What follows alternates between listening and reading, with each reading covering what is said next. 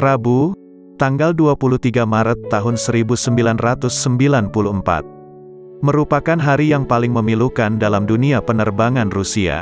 Pesawat Aeroflot Flight 593 sedang melakukan penerbangan dari Bandara Sheremetyevo, Moskow, Rusia, menuju ke Bandara Kauta, Hong Kong. Pesawat yang digunakan untuk penerbangan ini adalah Airbus A310-304 dengan nomor registrasi F-OGQS. Pesawat ini sudah berusia 2 tahun 6 bulan. Pesawat ini melakukan penerbangan perdananya pada tanggal 11 September tahun 1991. Tercatat, pesawat ini telah memiliki 5.375 jam terbang. Pesawat ini masih 846 kali melakukan take off dan juga landing. Pesawat ini menggunakan 2 mesin General Electric. Pesawat ini dipimpin oleh kapten yang bernama Andrei yang berusia 40 tahun. Kapten Andrei memiliki 9.675 jam terbang. 950 jam terbang termasuk di dalam pesawat Aeroflot tersebut. Di penerbangan ini juga ada relief kapten yang bernama Yaroslav Kudrinsky, yang berusia 39 tahun. Kapten Yaroslav memiliki total 8.940 total jam terbang. Dan di antaranya 907 jam terbang di pesawat Aeroflot 593 ini. Sementara itu, co-pilot first officer-nya bernama Igor, yang berusia 33 tahun. Co-pilot telah mengantongi 885 jam terbang, dan 440 jam terbang di pesawat Aeroflot. Penerbangan ini membawa 63 penumpang dan 12 orang awak kabin. Maka totalnya ada 75 orang di dalam pesawat pada saat itu. Hampir semua penumpang Aeroflot Flight 593 merupakan pekerja yang berasal dari Hong Kong dan Taiwan, yang hendak pulang ke negaranya setelah bekerja atau mencari peruntungan di Rusia. Di antara para penumpang, ada 2 anak kecil yang merupakan anak dari Kapten Kudrinsky, yang bernama Eldar, berusia 15 tahun, dan Yana, berusia 12 tahun. Kedua anak itu ditemani oleh Vladimir, yang merupakan seorang teman dari Kapten Kudrinsky, yang merupakan seorang pilot juga. Setelah 4 jam pesawat mengudara, Kapten Andrei meninggalkan ruang kokpit untuk beristirahat di restroom. Sementara Kapten Yaroslav menggantikan Kapten Andrei, dengan duduk di kursi pilot. Sedangkan Igor duduk di kursi co-pilot.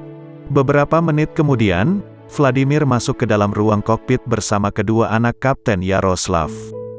Dengan aktifnya sistem autopilot, Kapten Yaroslav mengizinkan putrinya duduk di kursi pilot.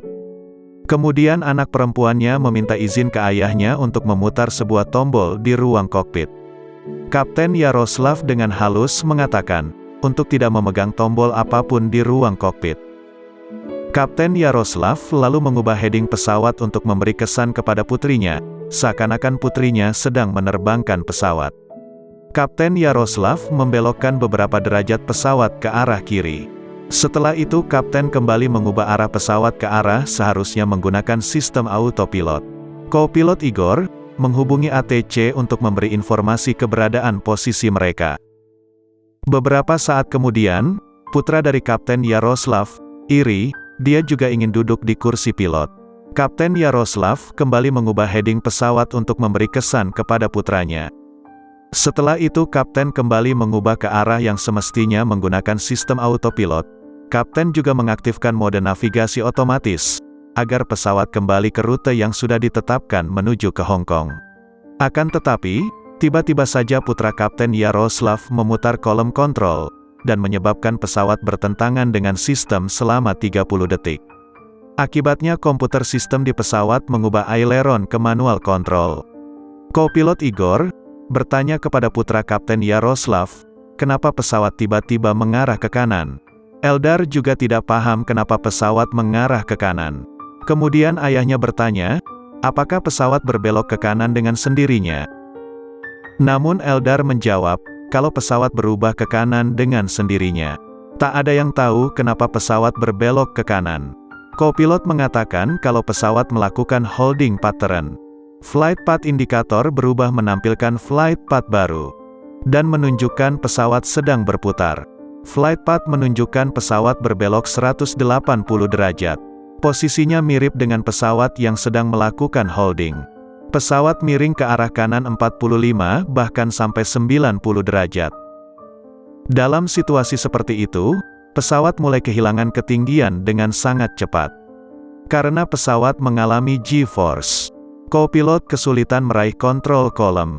Hanya Eldar, putra sang kapten yang kedua tangannya masih memegang kontrol kolom. Sang kapten menyuruh putranya agar mengarahkan kontrol kolom ke arah kiri, kemudian ke arah kanan. Hidung pesawat sepenuhnya mulai mengarah ke atas, dan pesawat mulai stall. Sistem autopilot sepenuhnya tidak bisa mengatasi situasi mengerikan seperti ini. Untuk mengatasi stall, automatic system mulai menurunkan hidung pesawat.